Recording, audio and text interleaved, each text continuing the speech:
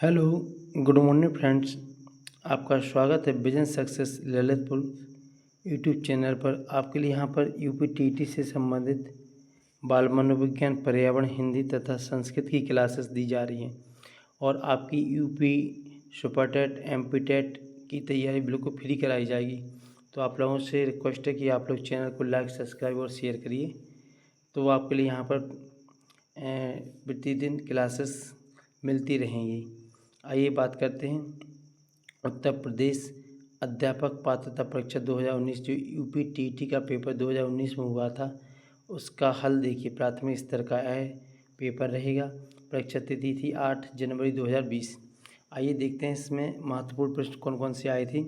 संसार का सर्वाधिक समस्याकारी जलीय खरपतवार, जिसे बंगाल का आतंक भी कहते हैं, वह है। तो इसका सही आंसर था आपका एखोर्निया क्रॉसिपस जलकुंभी। क्या कहा जाता है इसे?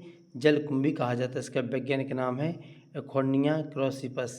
आइए देखते हैं इसके बारे में थोड़े सा। जलकुंभी एक बीजपत्री सपुष्पक पौधा या जलीय पौधा होता है।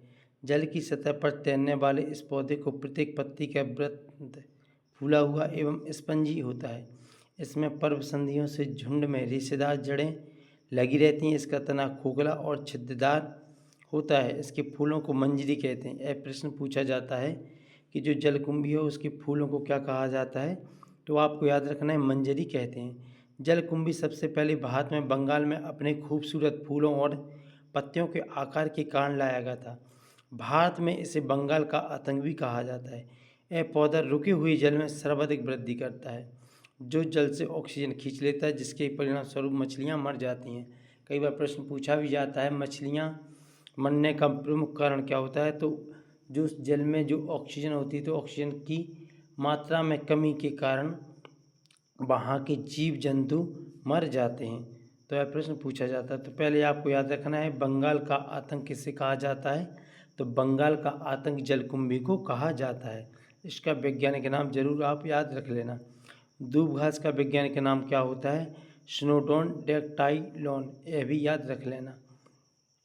इसके बाद देखिए अगला प्रश्न है, वायरस के अजैविक होने का लक्षण क्या होता है? तो इसका सही आंसर है वायरस के अजैविक होने का लक्षण यह है कि इसको क्रिस्टल के रूप में परिवर्तित किया जा सकता है। देखिए अजैविक क्या होते हैं? जिनमें जीवन नहीं पाया जाता उसे कहते हैं अजैविक। लेकिन इसका अजैविक होने का कारण क्या होता है कि वायरस के अजैविक होने का लक्षण यह है कि इसको क्रिस्टल के रूप में परिवर्तित किया जा सकता है। आइए अगला प्रश्न है, पादप हार्मोन पादप हार्मोन क्या होते हैं? ऐसे हार्मोन जो पेड़ पौधों में पाए जाते हैं, तो उन्हें क्या कहते हैं? पादप हार्मोन्स। जबकि जंतु हार्मोन्स जो जंतुओं में पाए जाते हैं, तो उन्हें कहते हैं जंतु हार्मोन्स। तो यह प्रश्न कई बार पूछा जाता है, पादप हार्मोन जो फलों को पकाने में सहायता करते हैं, उन्हें क्या कहा जाता है? तो इसका सही आंसर है एथाइलिन। क्या कहा जाता है? एथाइलिन। देखिए इसके आगे कुछ पौधों में मुख्यतः 5 प्रकार के हार्मोन पाए जाते हैं जो निम्नलिखित हैं। ऑक्सीजन हार्मोन, इसकी खोज डार्विन ने सन 1880 में की थी।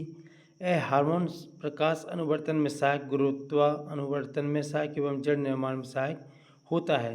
यह प्रश्न पूछा जाता है जिबरेलिन हार्मोन का, तो इसकी खोज क्रूसेवा ने सन 1928 में की थी। यह हार्मोन बोनी जातियों के तनों की लंबाई में वृद्धि तथा बीजों की प्रस्तुति को तोड़कर उसके अंकुरण में मदद करता है। पूछा जाता है जो अंकुरण के समय उसमें कौन सा हार्मोन होता है, तो जिबरेलिन हार्मोन्स पाया जाता है।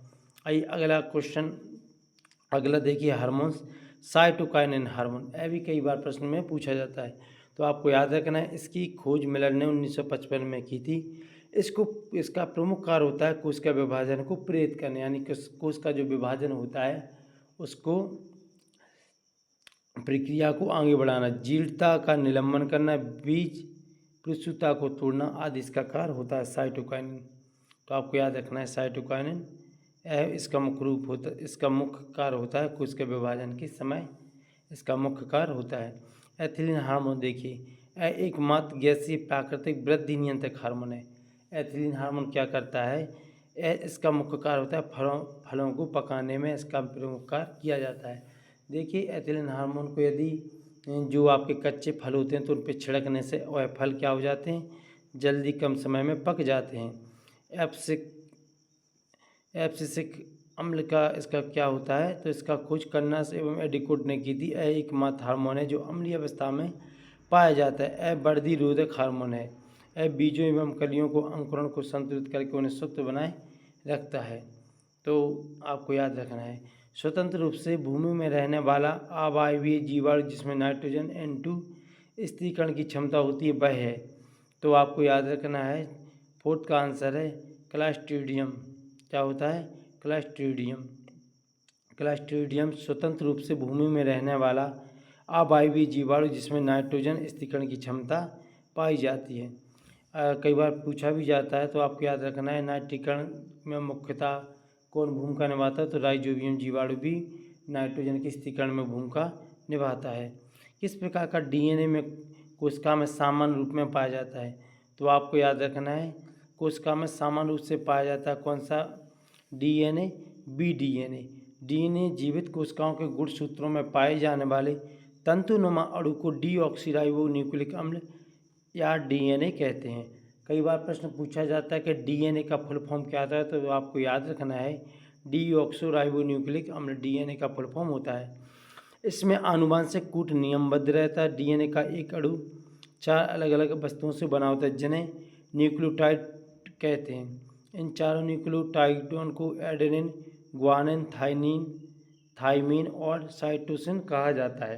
तो यदि पूछा जाए इन चारों न्यूक्लियो को क्या कहा जाता है? एडेनिन, ग्वानिन, थाइमीन और साइटोसिन कहा जाता है। तो डीएनए के अंतर्गत पाए जाते हैं। आइए अगला प्रश्न है, सन 1853 में भारत की पहली यात्री जो ट्रेन थी वह कहाँ चलाई गई थी? तो आपको इसका सही आंसर है आपका बी। सन 1848 में बम्बई से great Indian peninsula railway company की शुरुआत की गई थी। सन 1850 में इस कंपनी ने बम्बई से थाड़े तक रेल लाइन बिछाने का कार्य प्रारंभ किया था। सन 1853 में बहुत मामूली शुरुआत से बाद में पहली बार ट्रेन मुंबई से थाड़े के बीच इसकी यदि बीच की जो लंबाई है वह पूछी जाए तो 34 किलोमीटर ट्रेन चली, यानी 34 किलोमीटर ट्रेन चलाई गई थी। कितनी दूरी की चलाई गई थी? तो आपको याद रखना है ट्रेन चलाई गई थी जिसने दूरी तय की थी 34 किलोमीटर की दूरी तय की थी। एशिया का सबसे बड़ा पशु मेला आयोजित होता है। तो आपको याद रखना है, यह प्रश्न बहुत महत्वपूर्ण होता है, कई पेपर में पूछा जाता है। तो इसका सही आंसर है बी, सोनपुर का मेला। सोनपुर मेला कहाँ पे लगता है? तो आपको याद रखना है सोनपुर मेला बिहार राज्य के सोनपुर में हर साल कार्तिक पूर्णिमा नवंबर दिसंबर में लगता है।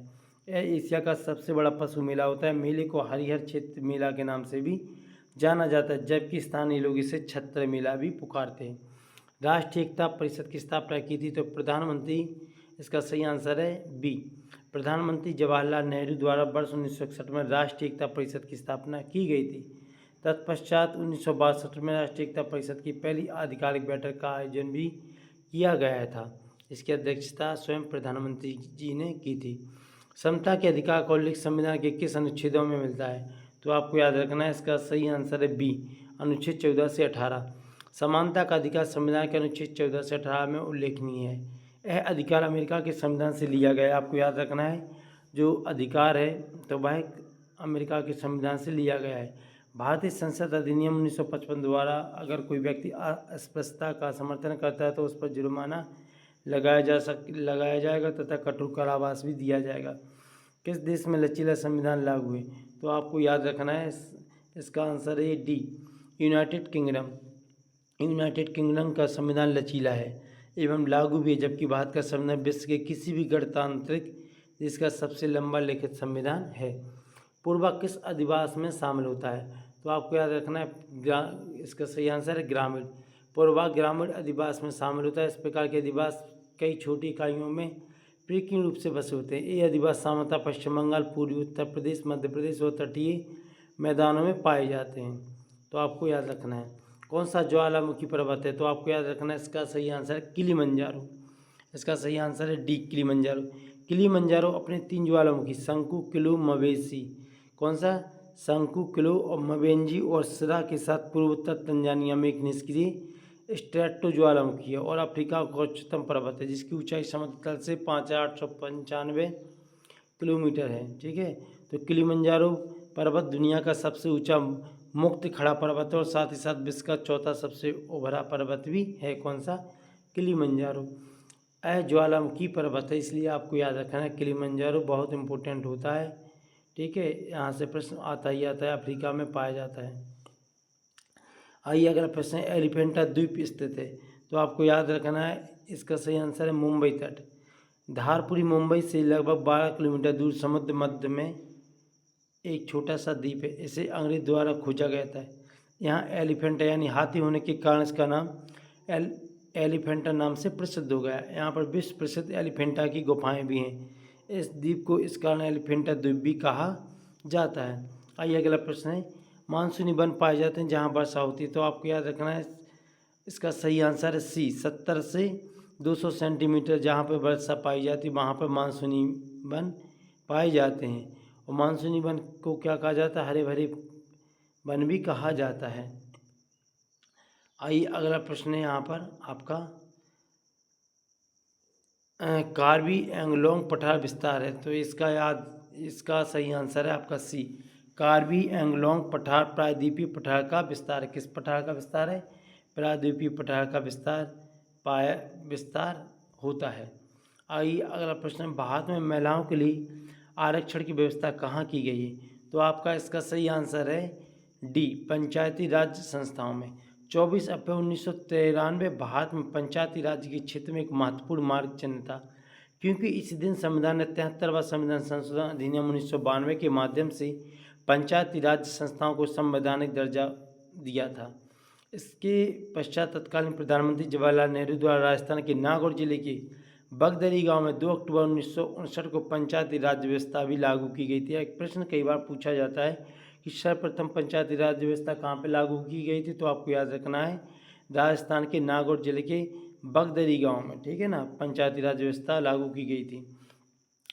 पंचायती राज व्यवस्था में ग्राम, तालुका और जिला आते हैं। 73वें संविधान संशोधन अधिनियम 1992 में निम्नलिखित प्रावधान किए गए, तो आपको इसको याद कर लेना। और आप यहाँ से प्रश्न पूछा जाता है तो आप अपने नोट में इसको नोट कर लेना। किस राज्य के राज्यपाल की नियुक्ति के लिए कम से कम क्या उम्र होनी चाहिए? तो आपको इसका सही आंसर होना चाहिए कम से कम उसकी आयु कितनी होनी चाहिए? देखिए इसका सही आंसर है सी, तो उसकी आयु लगभग 35 वर्ष होनी चाहिए। अनुच्छेद 155 के अनुसार राज्यपाल की नियुक्ति राष्ट्रपति द्वारा की जाती है, अभी प्रश्न पूछा जाता है। और संविधान के अनुच्छेद 157, अनुच्छेद 158 में राज्यपाल के पद हेतु आवश्यक पात्रता निर्धारित है, वह भारत का नागरिक और 35 वर्ष उम्र पूछी जाती है, तो उसकी उम्र 35 वर्ष होना चाहिए। और सामान्यतः राज्यपाल का कार्यकाल 5 वर्ष का होता है, परंतु वह इस अवधि से भी पूर्व राष्ट्रपति को इस्तीफा देकर या फिर राष्ट्रपति के द्वारा उसका समय बढ़ाया जा सकता है, तो आपको याद रखना है। और वह ना तो संसद के किसी सदन का सदस्य हो और ना ही राज्य विधायिका का हो। आइए अगला प्रश्न है, सूची ए और सूची बी का सम्मेलन कीजिए, तो आपको याद रखना है इसकी सही सूची देखिए। इसका सही आंसर है ए, भारतीय संघ प्रधानमंत्री, राज्यपाल होता है, नगर निगम का मेयर होता है और ग्राम पंचायत का सरपंच होता है। इन्होंने बताया गया है, एक तरफा आपका संघ दिया गया है, एक तरफा उसके मुख्य अध्यक्ष दिए गए। तो भारतीय संघ का अध्यक्ष होता है प्रधानमंत्री, राज्य का राज्यपाल होता है ना कि मुख्यमंत्री, नगर निगम का आपका मेयर होता है और ग्राम पंचायत में आपका सरपंच होता है। अनुच्छेद 356 का प्रथम प्रयोग कब और कहाँ किया गया था? तो इसका सही आंसर है आपका बी। 356 का प्रयोग किया गया था केंद्र सरकार को किसी राज्य सरकार को बर्खास्त करने और राष्ट्रपति शासन लगाने की अनुमति उस अवस्था में देता है जब राज्य को संवैधानिक तंत्र पूरी तरह से क्या हो जाए, विफल हो जाए। और पहली बार 31 जुलाई सन 1957 को विमोचन समारंभ के दौरान लोकतांत्रिक तरीके से चुनी गई पंजाब की कम्युनिस्ट की सरकार बर्खास्त करने के लिए किया गया था। बाबरी मस्जिद विध्वंस के बाद उत्तर प्रदेश में भाजपा की राज विध्वंस को सरकार को भी बर्खास्त किया गया था, तो आपको याद रखना है। ठीक है, तो उपरोक्त विकल्पों में से केरल 1959 में अनुच्छेद 356 का प्रथम बार प्रयोग किया गया था, तो इसका महत्वपूर्ण हो जाता है कि आपका सर्वप्रथम किया गया था 356 का प्रयोग कहाँ पर? तो केरल राज्य में। नगर निगम द्वारा कौन सा कर लगाया जाता है? तो इसमें आपका सही आंसर है चुंगी कर, गृह कर, मनोरंजन कर। इस तीनों कर क्या होते हैं? नगर निगम के द्वारा लगाए जाते हैं। उसमें मनोरंजन कर, चुंगी कर, गृह कर सभी शामिल होते हैं। निम्नलिखित में से किस प्रदेश में रेंडियर पाया जाता है? तो आपको याद रखना है टुड्डा प्रदेश में रेंडियर पाया जाता है। इसके बाद देखिए आप इसका से और निम्नलिखित में से कौन सा एक शीतोष्ण घास मैदान नहीं है, तो आपको याद रखना है इसका सही आंसर है कंपास। जो आपका कंपास वह एक शीतोष्ण घास का प्रदेश नहीं होता है। आइए घास के मैदान पूछे जाते हैं तो आपको याद रखना है उष्णकटिबंधीय घास भूमियाँ, इसे अलग अलग देशों में अलग अलग नाम से जाने जाते हैं, जैसे कि सवाना। उष्ण प्रश्न पूछा जाता है कि सवाना जो घास है वह कैसी है, तो आपको याद रखना है सवाना घास उष्णकटिबंधीय घास है, जो कहाँ पे पाई जाती है, अफ्रीका में पाई जाती है। कंपास कहाँ पे पाई जाती है, ब्राज़ील में पाई जाती है। लानोस वेनेजुएला व कोलंबिया में पाई जाती है।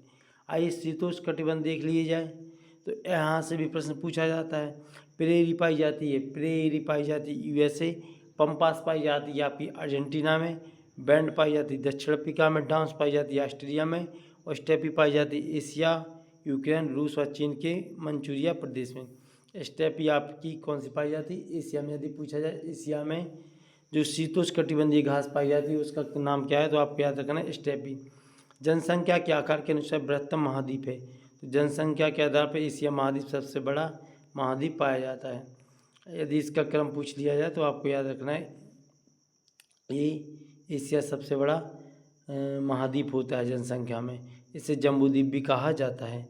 आइए बात करते हैं भारत में थारू जनजाति कहाँ पे पाई जाती है, तो आपको याद रखना है उत्तर प्रदेश के तराई क्षेत्र में थारू जनजाति पाई जाती है, जो नेपाल और भारत की सीमावर्ती तराई क्षेत्र में पाई जाती है। भिलाई इस्पात संयंत्र कहाँ पे है, तो भिलाई इस्पात संयंत्र भारत के छत्तीसगढ़ में भिलाई में स्थित होता है। तो आपको याद रखना है भिलाई कहाँ पे है, छत्तीसगढ़ में। निम्न में से कौन सा अचल जीव का उदाहरण, तो आपको याद रखना है यूप्लेक्टेला। अचल जीव वे जीव होते हैं जो किसी आधार से चिपक रहते हैं, चिपके रहते हैं और पूरी शरीर में अनेक छिद्र पाए जाते हैं, तो इसका सही आंसर है आपका सी। आइए अगला प्रश्न देखते हैं। प्रोटीन अणुओं की इकाई क्या होती है, तो अमीनो अम्ल। क्या होती है, अमीनो अम्ल प्रोटीन अणुओं की इकाई होती है। अगला प्रश्न देखिए, निम्न में से कौन सा अंगक पादप कोशिका में अनुपस्थित होता है, तो इसका सही आंसर है डी, तारक काय। तारक काय अंगक पादप कोशिकाओं में अनुपस्थित रहता है। आइए अगला प्रश्न है, मनुष्य के शरीर की सबसे बड़ी ग्रंथि कौन सी होती है, सभी को पता है यकृत मनुष्य के शरीर में पाई जाने वाली सबसे बड़ी ग्रंथि होती है। उत्तर प्रदेश का राज्य पक्षी कौन सा है, उत्तर प्रदेश का राज्य पक्षी सारस क्रोन होता है। सारस क्रोन विश्व का सबसे लंबा उड़ने वाला पक्षी, इसकी लंबाई 180 सेंटीमीटर तक होती है। तो यह आपका 2019 का जो यूपीटीटी का परीक्षा हुई थी उसका पेपर था, सॉल्यूशन बता दिया गया है। तो आप लोग से रिक्वेस्ट है कि आप लोग मेरे चैनल को लाइक सब्सक्राइब शेयर करिए, जिससे आपके लिए इस चैनल के माध्यम से आपकी तैयारी कराई जा सके और आपकी कुछ हेल्प कर सके। थैंक यू, धन्यवाद।